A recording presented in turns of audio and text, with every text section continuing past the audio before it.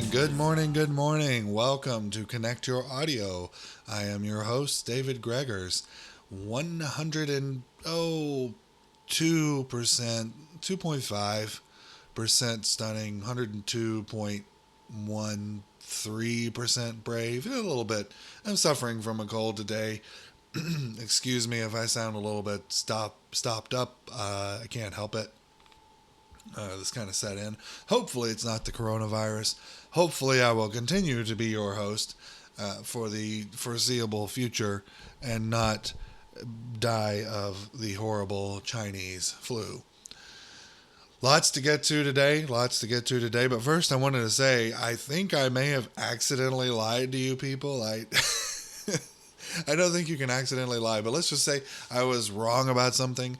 I've been promising a weekend repose, the part 2 of the discussion on the simulation theory and all of that. I fully plan to get it to you this weekend. I may not be able to get it to you, and the reason is I totally forgot that I'm actually supposed to be out of town for the weekend. So I may not be able to get it to you. If I can get it in tomorrow, I will try to go ahead and make the recording and set it for release. If I can do that, I will try to. But I may not be able to do it. I may have to double up or something in the future. So it's a mistake on my part. I should have remembered. I didn't, and I apologize in advance for that. If you were looking forward to that discussion.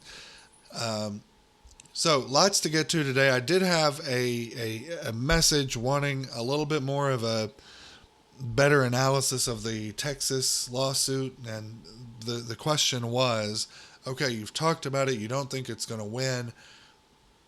But why? So here's what I've determined. You have to look at a lawsuit. First of all, you have to see when you have something like this, you have to see what's the complaint and what's the relief being sought. So very, very high level, like literally when you first meet with a client to talk about a lawsuit, what are you trying to do and how are we going to get there? That's it. So it seems to me that the Texas lawsuit is alleging that the election fraud, let's just keep it Georgia, okay? The election fraud in Georgia prevented its state from having its votes fully be meaningful. In other words, they're saying Georgia disenfranchised Texas. All right? Following me here?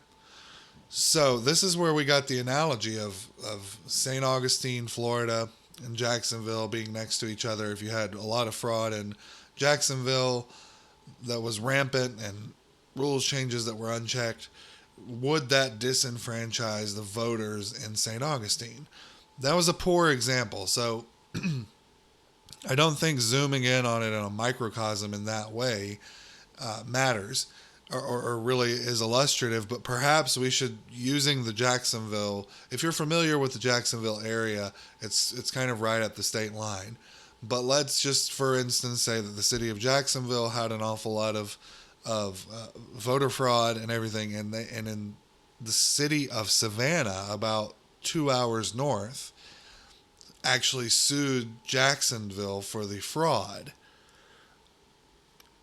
If you had that situation, that would be a little bit more analogous, but I just want to keep it in terms of the states because I think that's the clearest way of doing it.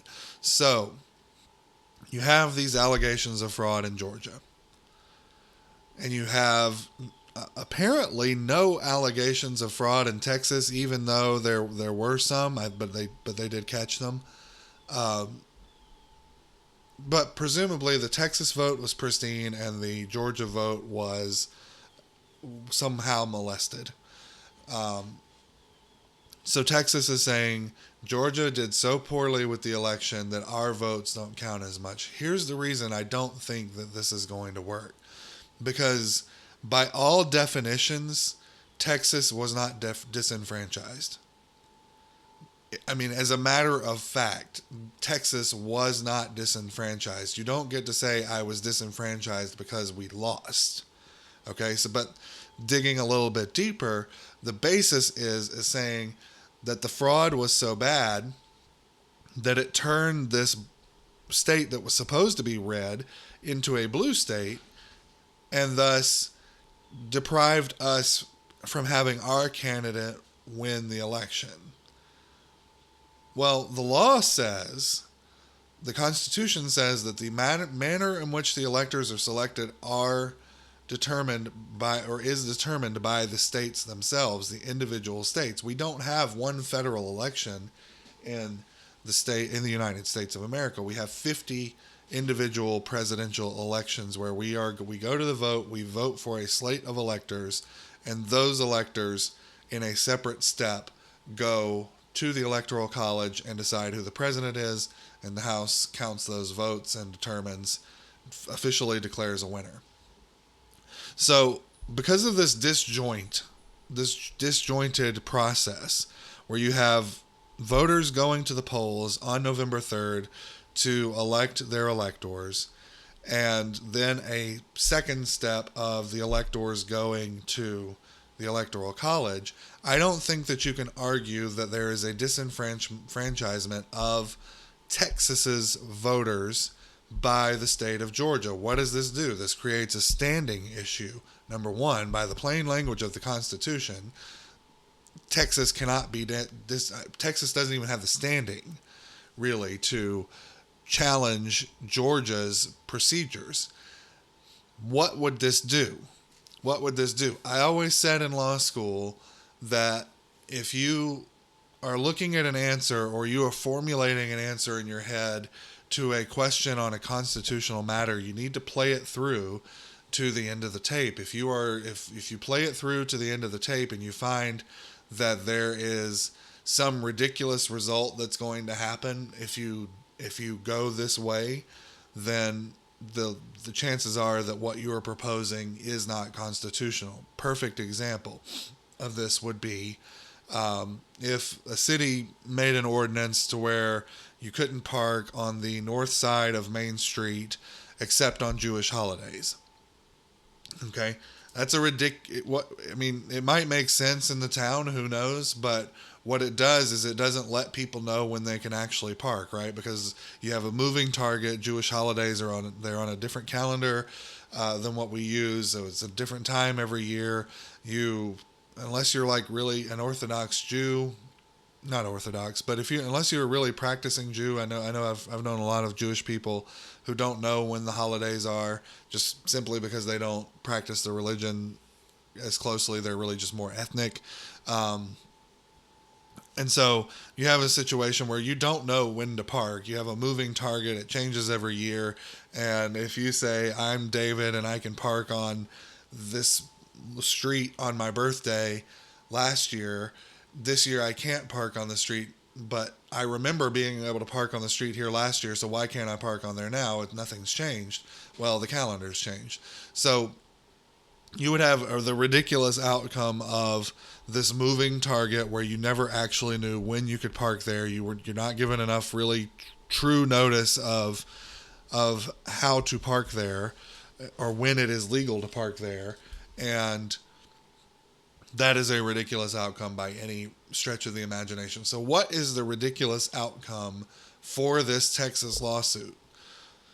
So if you have a situation where you have the state of Georgia has held an election for president, they've elected a slate of electors to send to the Electoral College, they've certified this result, they've recounted twice, they've investigated, they've found some things, but no one can say for certain that number of votes therefore muddies the results so much that we don't know who won. It's not about, and this is where Trump is kind of misleading you, is because just because there's fraud doesn't mean that it was fraud one way versus the other.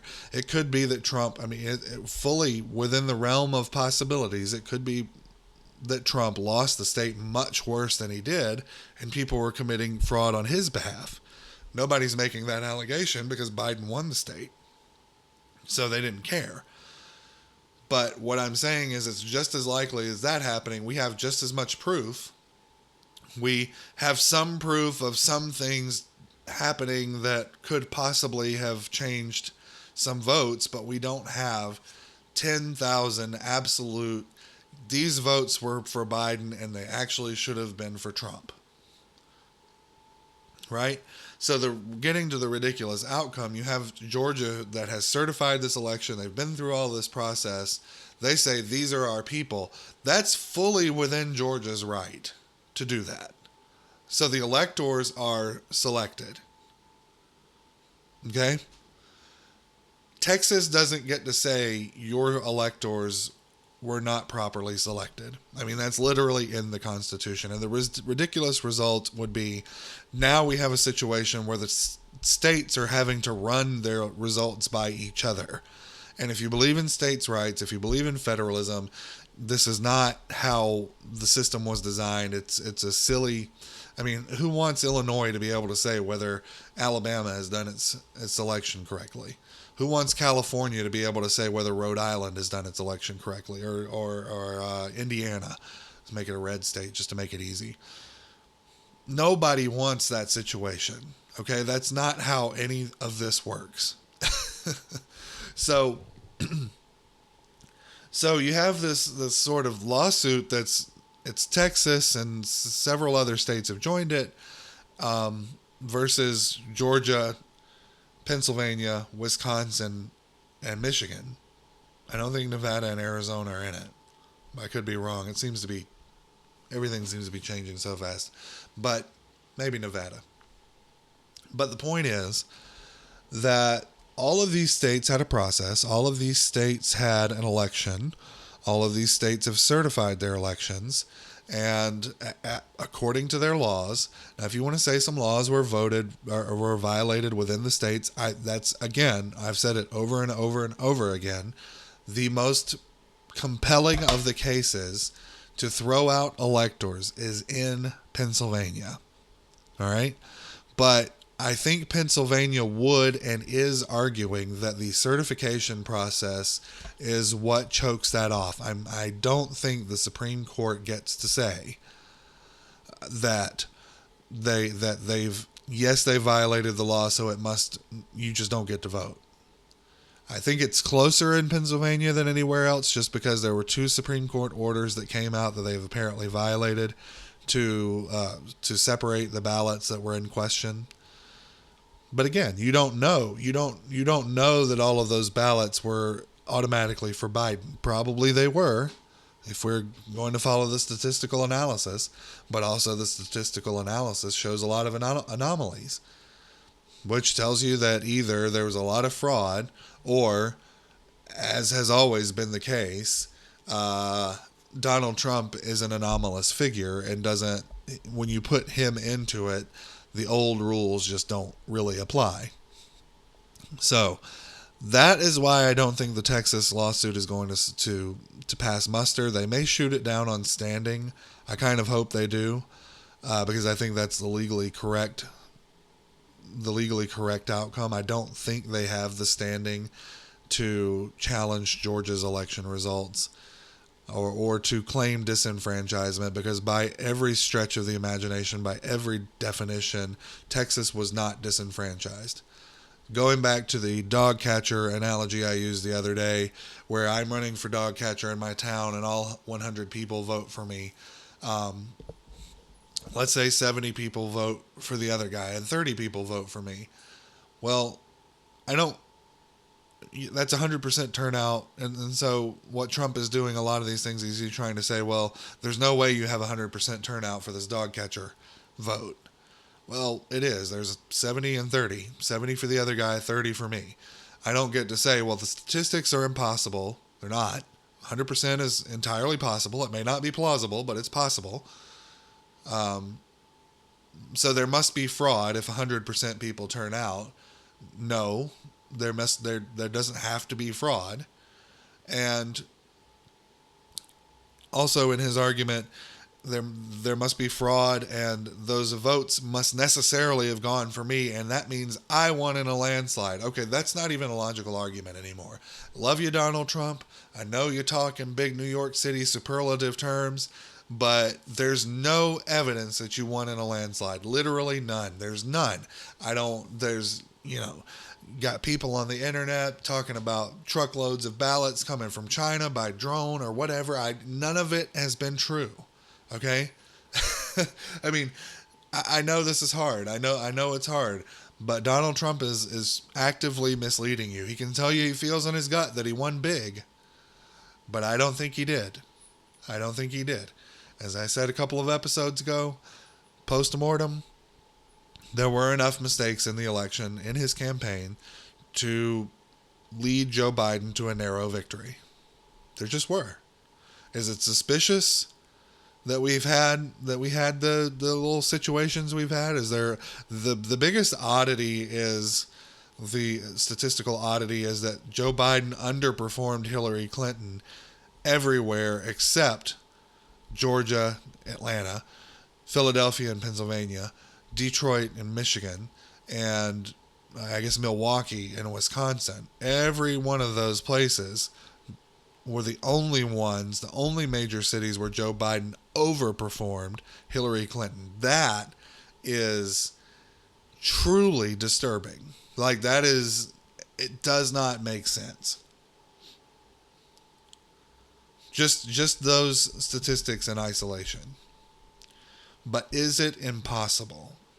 No, it's not. It is not impossible. So that's where we are. There's no way Texas is going to be able to say that they voted, they certified their electors, they're sending them off to the Electoral College to be counted. There's no way they're going to be able to say Georgia and its 16 electoral votes disenfranchised Texas.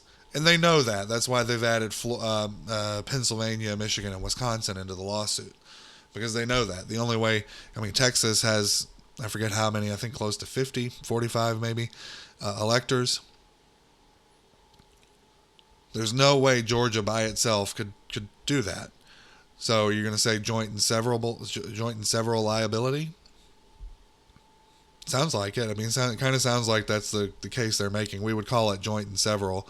They all did badly, so they all are equally responsible for the disenfranchisement without concern about the number of electoral votes. So they're in other words, they're talking about the full Monty. In other words, Georgia can be fully responsible for all of the electoral votes of Pennsylvania, Michigan, Wisconsin, but as you can see, that's another ridiculous outcome. Georgia, even if you give them standing, even if you at least entertain the idea, the prima facie case that Georgia can possibly disenfranchise Texas in our system, which I don't, but even if you did, it would be ridiculous to say that, well, Georgia's problems amounted to disenfranchisement, thus all the states must give up their electoral. It just doesn't make any sense. It just doesn't make any sense. If we were talking about a 271 electoral college number for Joe Biden, you might have something, or a 270, but he's at 305, 306, something like that.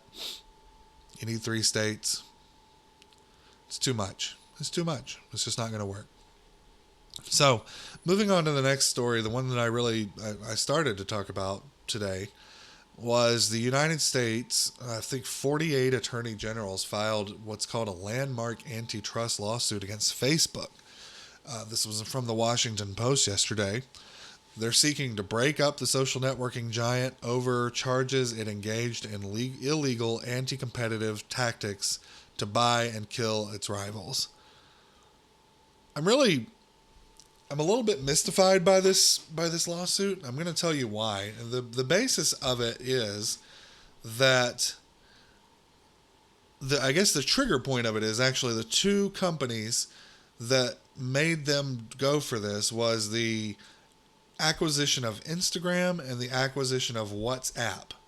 Instagram is you get on there and you take pictures. I have one. I don't really know what good it does. But you take pictures and you send them out, and You show people that you're eating your avocado toast for breakfast, and you get 70,000 likes, and your life is worth living. Um, WhatsApp, I'm not really sure. I guess it's a messaging thing. I don't know how it differs from a regular text message or a old school AOL Instant Messenger. I don't really know what it is. It doesn't. I don't get though how you say, well, Facebook acquired Instagram and acquired WhatsApp, therefore Facebook's a monopoly. There's a lot of problems with Facebook. There's a lot of problems with Twitter and others. I'm not sure that this is one of them. Okay, because we seem to live in a little bit of a dual universe in terms of our relationship with Facebook and social media in general. We treat it as if it's the public square, and really and truly, it kind of is, right? I mean, you have the same. If you were to go out in the middle of the town and talk to people out there, the same sort of rules are in play in theory. I mean, I'm talking about the beginning rules. In other words, you can speak, you can say Trump 2020, and people can choose to listen to you. They can clap if they want to, just kind of like a like. They can share what you're saying. Yes, Trump 2020. You know, they can do all these things. This is outside in real life. And so Facebook, those sorts of rules are still in play, not the rules of, well, somebody's going to come along and fact check you. You know, that's not necessarily going to happen in a public square. Facebook, Twitter, all of these people just so the internet is, in every sense of the word, the public square. That's how we use it. We're constantly attached to it. We can choose to engage in it. We can choose to disengage in it. So in every sense of the word, the internet is a public square, and Facebook is merely an organizer of the traffic into these places. So it makes it so that if you are on Facebook, you can talk to anybody else who's on Facebook. If you are on Twitter, you can talk to anybody else who's on Twitter. So if you are in Lafayette Square, you can talk to the people over there. If you are in the Grand Canyon, you can talk to whoever's there. That's how Facebook and Twitter and all these things work. But somehow or another, these 48 attorney generals have decided that Facebook is actually a monopoly because of the purchase of Instagram and WhatsApp. Now, doesn't Twitter still exist? I know it does. It's not owned by Facebook. Doesn't Parler exist? Doesn't Gab exist? Doesn't MeWe or whatever I think it's what's called, MeWe, supposedly the conservative answer to Facebook. Doesn't all of this stuff exist? So how do you call it a monopoly if you don't have to engage in Facebook? You don't have to go to Lafayette Square to talk to your people. There's other ways. They can go to Lafayette Square. They can also move to the Grand Canyon and talk there if they want to. We have choices. So I'm not really sure that this is a great... I mean, you want to talk about... So the quote of Letitia James, the Democrat Attorney General of New York, she's really, really true. She's also going after Donald Trump. She's trying to make a big name for herself in Democrat circles. So that's really what this is about. This is why it's about Facebook and not Twitter. Also, by the way, she says, today we are sending a clear, strong message to Facebook and every other company that any efforts to stifle competition, hurt small businesses, reduce innovation and creativity, and cut privacy protections will be met with the full forces of our offices. I agree. The privacy protections, Facebook needs to do better. Facebook needs to do better. And why do I say it's not surprising that they went after Facebook and not Twitter? Well, because Facebook has this reputation, even though conservatives see Facebook as being very liberal, Facebook has this reputation among the left as being a right-wing kind of haven. So it's not entirely surprising that they would go after Facebook in this way and not Twitter. And of course, basing it on the idea that they've made these acquisitions, I don't believe Twitter has done the same thing. But stifling competition, I mean, they have competition. They have a lot of competition. Twitter is huge competition for Facebook. MeWe and Parler are still very young, but they are competition for Facebook. MySpace still exists. I don't believe is owned by Facebook. It stands as competition for Facebook. We have a lot of competition for Facebook out there. It's just people aren't using it. People go to where their friends are, and most of their friends are on Facebook. People also go to Facebook for the user experience. Facebook is a lot more user friendly than some of these other things, MySpace included. So I'm not sure how you get there. To me, I am with the 99% of other conservatives out there who say the problem with Facebook isn't their competition or their competitive practices, and Letitia James is not interested in that, in what we're interested in. She's only focusing on the anti-competitive nature of this. What's interesting about Facebook in terms of its power is the censorship that it engages in. The censorship. The Hunter Biden story. So Hunter Biden came out yesterday and admitted that his taxes were being investigated and have been investigated since 2018. This would have been nice to know before the election, for sure. But they came out and they said, well, the Facebook, the investigation, we just decided not to release it because we don't want to get involved in presidential elections. Nice that they have this policy, right? They didn't have it in 2016. That left and right fully enraged at the FBI and state attorneys and all these people for getting involved in elections. But nevertheless, they say that that's the reason that they didn't release it. Well, it came as literally zero surprise to me that he's under investigation. And I think it came as literally zero surprise to anybody else who's been paying attention, because I'm aware of the so-called laptop from hell. I know Hunter Biden has been involved in some shady business dealings in Ukraine and China and Russia. I know he's had some issues along those lines. I know he's had some substance abuse issues. I know he's had to pay child support to certain strippers. I know that he married, or I guess married or dated or something. I'm not exactly sure, but whatever it was gross, and that's why I don't know, because I just didn't pay attention. His dead brother's wife, they got together.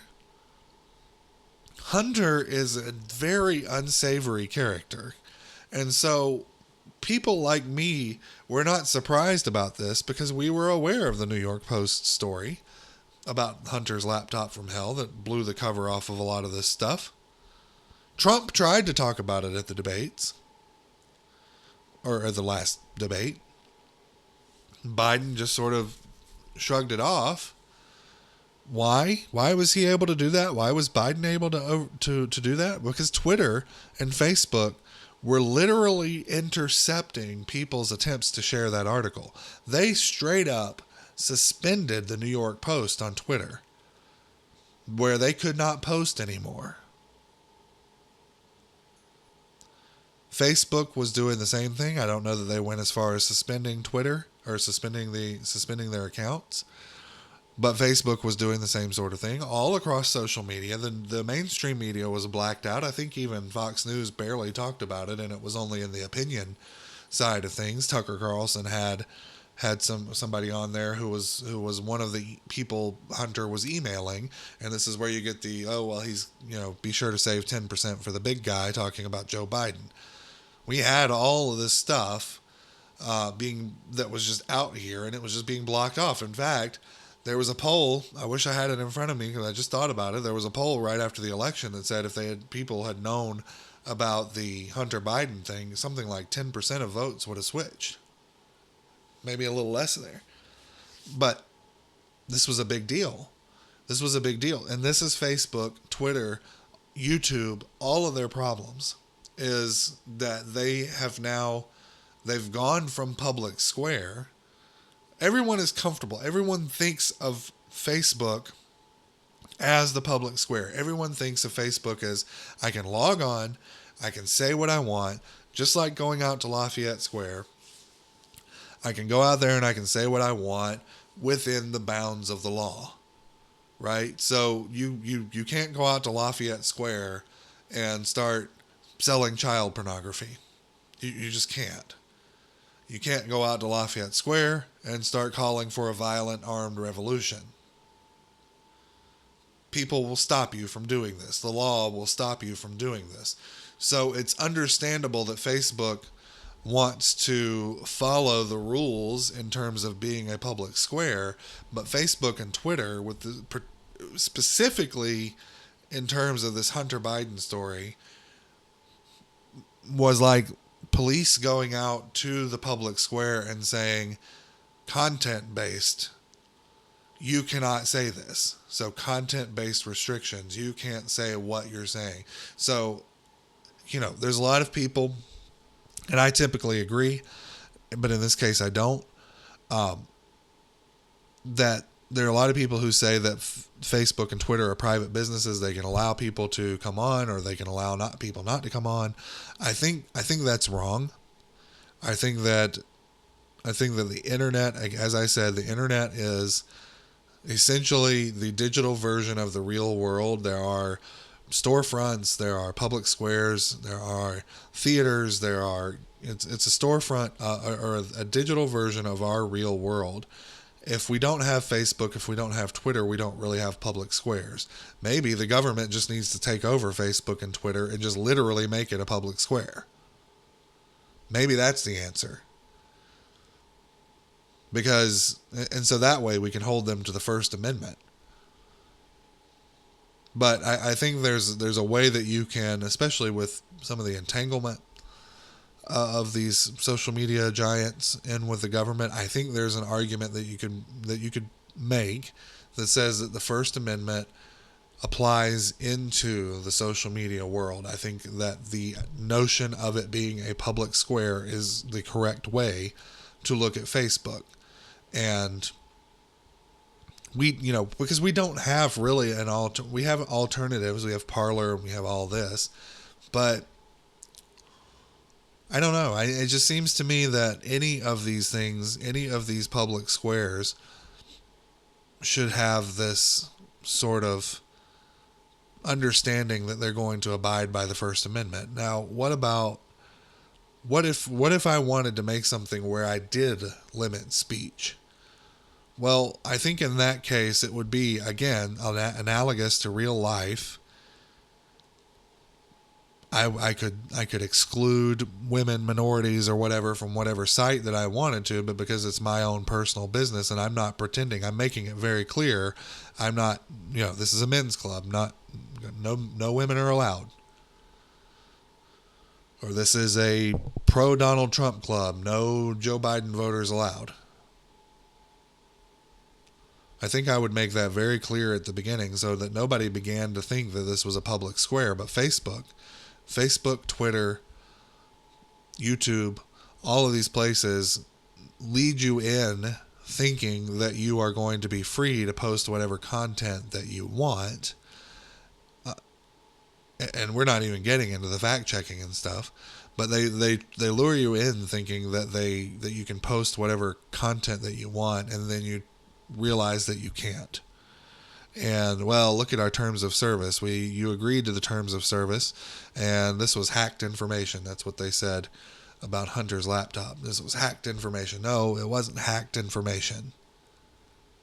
You could make the argument that it was misinformation if at the time we didn't know, but it was quickly verified, so you couldn't even make that argument anymore. No, you literally just had Twitter stepping in and Facebook stepping in and saying, America, you don't need to know this information. They're making an editorial decision. And this is where the Section 230 comes in. This actually protects social media people. The intent of it was to protect social media companies, newspapers, websites. Social media didn't really exist at the time, but newspapers, websites, they had comment sections. And so if you had something illegal being said in a comment section or something defamatory being said in the comment section on the Washington Post, I couldn't sue the Washington Post for defamation, as they were not considered an editor of the comment section. It's a public square. But if they're going to behave this way, if they are going to exercise editorial control over the comment sections and say, well, I think everyone can get around them kind of nuking the comments that are obviously illegal, right? Child porn being one. So if I get on a Washington Post story and I post some child porn on there, Washington Post shouldn't just leave it up because quote unquote public square. That's why I said we have things where obviously if I go out to Lafayette Square and start peddling child porn, someone is going to remove me. The police are going to remove me. The business owner, someone is going to get me out of there.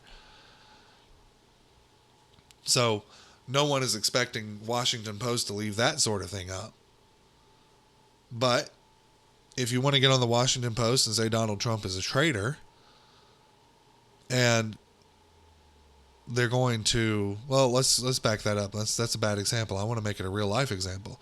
If you want to get on there and say on the Washington Post and say, hey, Washington Post, why are you not publishing this article about Hunter's laptop that shows that he was taking payoffs from Ukraine, passing the money to his father, Joe Biden, during Biden's presidency and thereafter? Why aren't you running this story? If Washington Post gets on their comment section and says, nope, this is otherwise a legal comment, but we're going to take it off because we just don't want you to know that information, they are now acting as an editor. They are now treating their comment section as an extension of their newspaper because they're telling you this is the only information that we want to get out, and we don't want contradictory information out there, even in our comment section.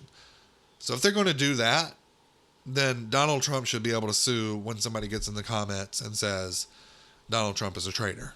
He should be able to sue for defamation. Obviously, it needs to be something worse than that, but you get my point. So that's where we are with this Facebook thing. It's interesting. It's something to look out for. It's not what you think it is. It's not what you think it is. It's not Section 230. It's not trying to break them up because of censorship. Literally, these people don't care about censorship. What they're just wanting to break Facebook up. I honestly think just this woman's wanting to make a name for herself on the National Democratic Party level, and that's fine. Do what you want. I don't know that this has got much of a chance of happening, though. You need more than Instagram and WhatsApp to be able to say they've got a monopoly. They don't. So probably a big nothing burger, but we'll watch it and see. Just briefly, I wanted to talk about this story. It's an opinion piece in the Washington Post by E.J. Dionne Jr. If you're not aware or know who E.J. Dionne is, that's okay. He's kind of the Eric Swalwell of opinion columnists. He's just this weird little guy that doesn't, I don't know. It's just, he's a weird little guy, and in some cases he has this habit of kind of getting at a point, or at a really good point, but then it's like he can't all the way commit to it and make the point. He's got to destroy his own point with partisanship, and it's truly disappointing because the eye-catching headline was repeating "listen to the science" won't, and so I left it at that. I'm just going to leave it at that. He's talking about Joe Biden. All Joe Biden is saying is we're going to listen to the science. We're going to listen to the science. We're going to listen to the God-blessed science. And I'm thinking, yes, he's getting it. He's getting it. So we read the rest of the headline. Repeating "listen to the science" won't undo the damage Trump has done. Okay, well, you just... you were so close. You were so close because it's obvious that Joe Biden is just saying listen to the science. It's like this weird shield. I don't know if anybody's ever seen Breaking Bad. There's this little show that came out a few years ago. Maybe you heard of it. But in the last season, spoiler alert, in the last season, when everyone figures out that Walter White, who he really is, and they start confronting him with it, he's like, my cancer's back. My cancer's back. You have to leave me alone. My cancer's back. He's using it as a shield. So Joe Biden's kind of doing the same thing. Like, I don't have a plan, but we're going to listen to the science. Oh, yes, we are going to listen to the science. So EJ Dionne is kind of at the point here, at a good point, but he just falls apart. Just even in the headline, President Trump's success in politicizing mask wearing has been destructive to human life. By encouraging his followers to ignore the advice of scientists, Trump has made the pandemic worse. None of this means repeating "listen to the science" as a quasi-religious mantra will undo the damage he's done. So, you see what I mean? He's all around the point, but he's just so busy throwing punches at Trump that he can't realize that, yes, the listen to the science is an empty quasi-religious mantra that will not do jack squat for the coronavirus. Is it true that the mask became a political emblem? Yes, it is absolutely true. I was very, very critical of this from the very beginning. In fact, I'm pushing some articles over from another site onto the currently under construction Connect Your Audio site. You'll see that what I'm talking about is that the political, as I mentioned before, the politicization of masks and how it became a political statement. But I don't think Trump started this. In fact, I seem to remember very early on, I think it was like the day before or the day of, I was in a courthouse and I saw my first person with a mask on, and I'm thinking, should we be wearing masks? Is this something we should be doing? And lo and behold, we go into the shutdown a day or two later, and you have Fauci out here saying don't wear masks. So who politicized this? Who's the first one who told us not to wear masks? Because it wasn't Trump, okay? Trump saying that the masks are kind of iffy. He's actually kind of accurate in terms of the data. The masks are iffy. In terms of the data, the masks aren't what people treat them as. If they were, we wouldn't be having coronavirus outbreaks in places where mask wearing is 100% or very, very high. The masks don't do what we think they do. They might help a little. But what was quite unhelpful was Fauci saying don't wear a mask at the very beginning. And then a couple months later saying, oh, you know what? I straight up lied to you about not wearing the mask. Fauci, look it up. I will put it on the Under Construction website or on Twitter at David Gregors. Fauci coming out and saying, I lied about the masks. What I didn't want to happen was I didn't want people to go out and buy masks because I wanted them for the healthcare workers. No, you didn't. Okay? No, you didn't. The healthcare workers had masks. They always have masks. There might have been a shortage here and there, but it wasn't because people at home were wearing masks. It wasn't people who were locked in their homes weren't wearing masks. That is the sort of thing that makes people say, me included, when I hear trust the science, I roll my eyes because I'm old enough to remember about 15 different scientific positions on eggs and egg whites. They're healthy one minute, they're not healthy the next minute. I'm old enough to remember a time when red wine was seen as very dangerous, then it was very good for your heart. Now it seems to be mixed. Beer, the same thing, except just not for the heart. You name it, it's changed 100 times. When I was a paramedic, the CPR guidelines changed every single time. People ask me why they did that. Well, it's because they have to justify you coming back and retraining every 2 years. Maybe the science gets better, but they also have a profit motive. So when someone says, listen to the science, we don't keep our scientists cloistered away on mountaintops in monasteries, living the life of science and pursuit of science and reason without any outside interference. That's not reality. We have Dr. Fauci. We have people like Dr. Fauci who are lifelong bureaucrats. Fauci is a bureaucrat, okay? Forget the science. Fauci is a bureaucrat with bureaucratic motives, bureaucratic ideas, and he is looking at fat paychecks when he retires shortly after the coronavirus. This is how he's operating. And he loves that you have sanctified him. And EJ Dionne gets at the point. It's so frustrating. It's so frustrating.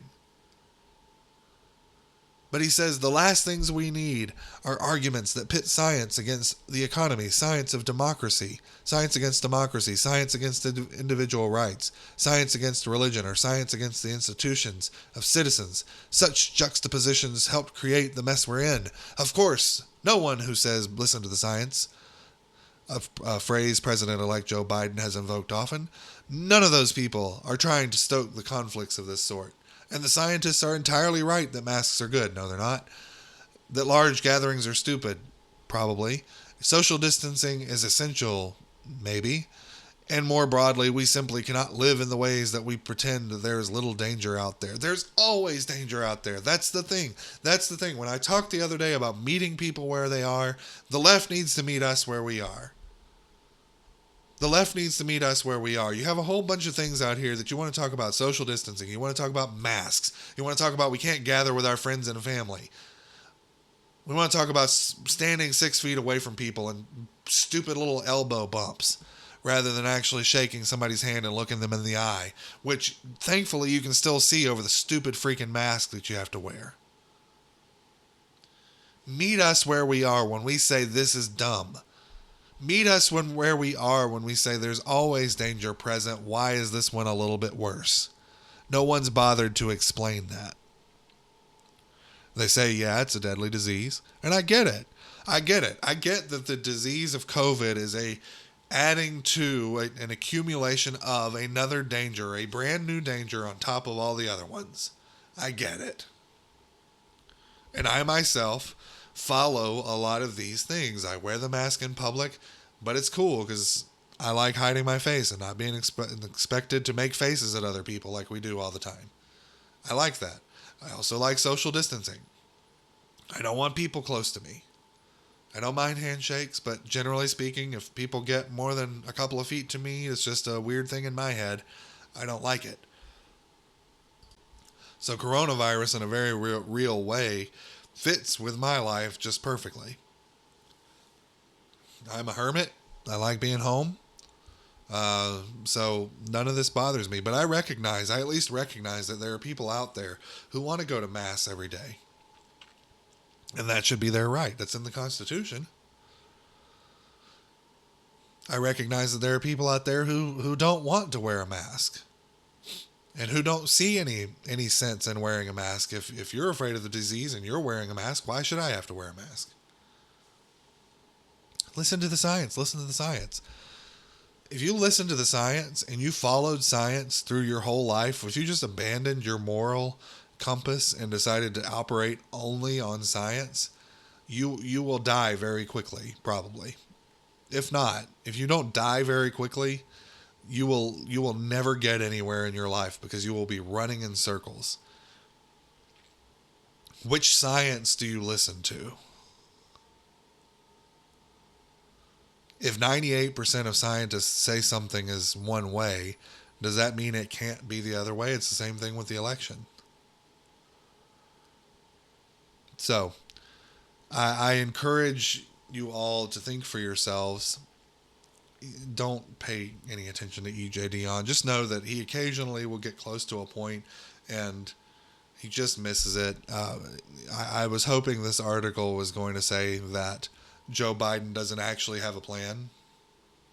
I was hoping this article was going to say that Joe Biden is going to ride the coattails of all of the work that Donald Trump did, and he's going to take the credit for putting down the coronavirus. Mark my words, this is going to happen. Once that curve starts going down, after January 20th, he's going to claim victory. So, it is what it is. I was hoping Dionne would get there, but he's not going to. and it's just not in his personality. So today in culture, I'm so excited about this one. So Maxine Waters, congressman from Southern California, and I believe Compton, maybe. She wrote a letter to a, I guess, a rapper, maybe. Um, Certainly a feminist icon, certainly a racial icon, pushing forward for racial and social justice. Megan the Stallion. So apparently, Megan the Stallion wrote an op-ed about black women and how the plight of black women, as Maxine Waters said. Maxine was super, super moved by this op-ed, and so she wrote to Megan the Stallion. I read the op-ed you wrote that appeared in the New York Times recently, and I can't thank you enough for bringing much needed attention to the plight of black women, not just here in the United States, but everywhere. You are so right that black women have paved the way and have done so by leading with courage and bravery. There is also this notion which you touched upon that we as black women have the ability to bear a heavier burden than everyone else in the society.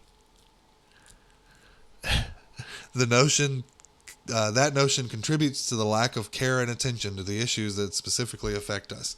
While we are too often overlooked, there is no doubt that black women are a glue for our families and communities, and a crucial part of the fabric of society. I agree with all this in terms of black women, except for black women are especially, by being black and being women, that they're especially situated to handle strife or difficulties. I don't agree with that part, but I agree with a lot of this other. We see that in your career and your tremendous success despite the obstacles that have come your way. I write this to say that I'm so incredibly proud of you and how you have used your voice to uplift black women. I know that black women and girls everywhere thank you for the way you so fiercely have their back. And I want you to know that I have your back too. I hope that during these trying times you take comfort in knowing that I am fighting for you and all black women every single day. Stay well, keep fighting, and take care. We need your voice in this fight. Well, that's great. Her voice, I couldn't agree more. So that's why I wanted to dedicate at least part of the show, the last part, the most important part, to amplifying Megan the Stallion's voice. So, if you will.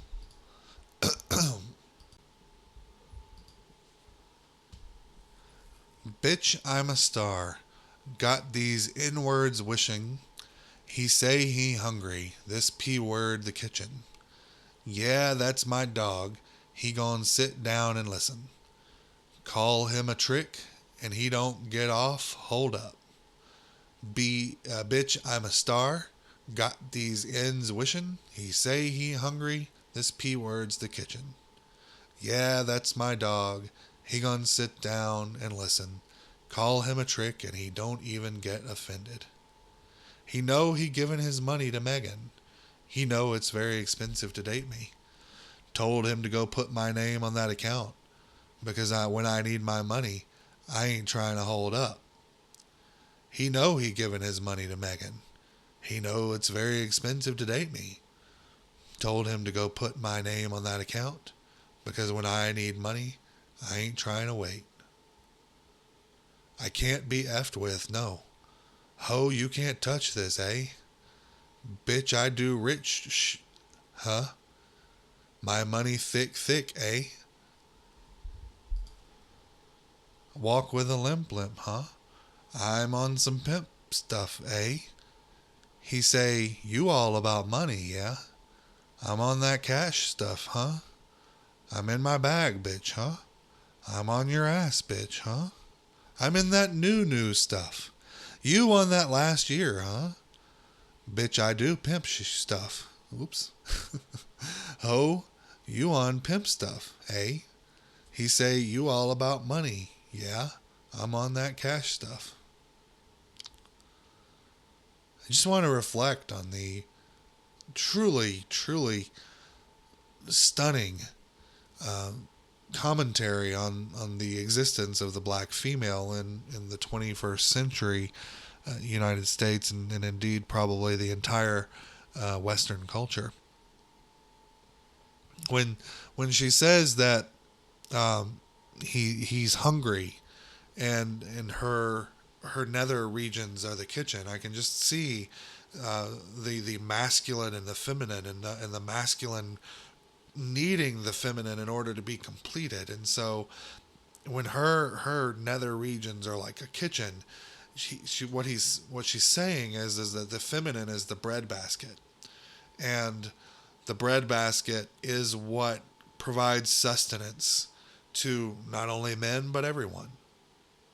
So that we have these competing masculine and feminine energies here, and she is saying essentially that the masculine can only exist with and in concert with the feminine energy. And truly this is correct, because we know about poles, the polar opposites, positive and negative. We know that one cannot exist without the other. um, and that's very clear what she's talking about here. And so when she's saying that she needs him to put her name on his bank account, and that she needs money, and that when she needs it, she's not going to wait. What she's saying is the yin and the yang, and the masculine and the feminine. This is how they coexist and feed each other. She being his breadbasket, he being the winner of the rewards and providing to her, and so that both have what they need when they need it. And it's really truly a beautiful, beautiful description of how the male and the female should work.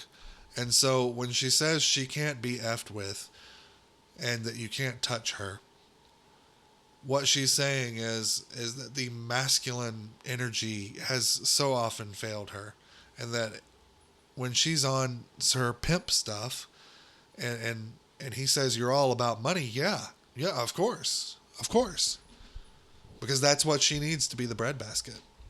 That's what she needs to provide sustenance to the men. So I so true and accurate. It may be the most true thing that Maxine Waters has ever said. I mean, this woman, Megan Thee Stallion, is just, I can't wait to have a child, hopefully a daughter, and convince her that this is how she should be living. It's not at all describing prostitution.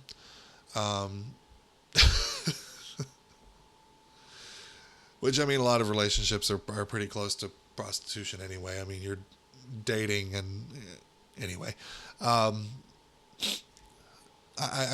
can't wait to tell my own daughter someday about Megan Thee Stallion, and the truly brave lyrics that she tells us in the song Cat Stuff, but expletive there.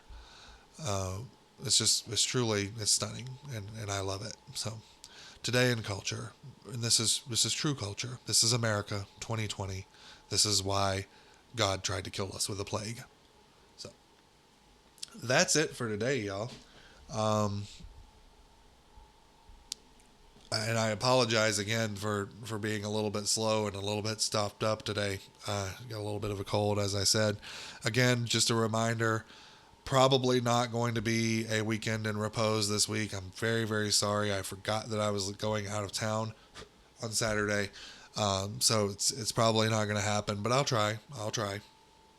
If you like what you hear on this show, please tell your friends. This is a one-man operation, okay?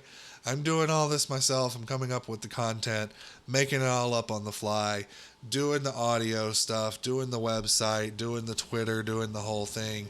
It's not easy. So the more people that listen, the more people that join in and interact, the better it's going to get as we go forward. And I thank each and every one of you. I have some very regular subscribers, and I hope you will like and share, tell your friends, and let them know just how much fun we have on this show. So until next time, be well, be safe, and God bless.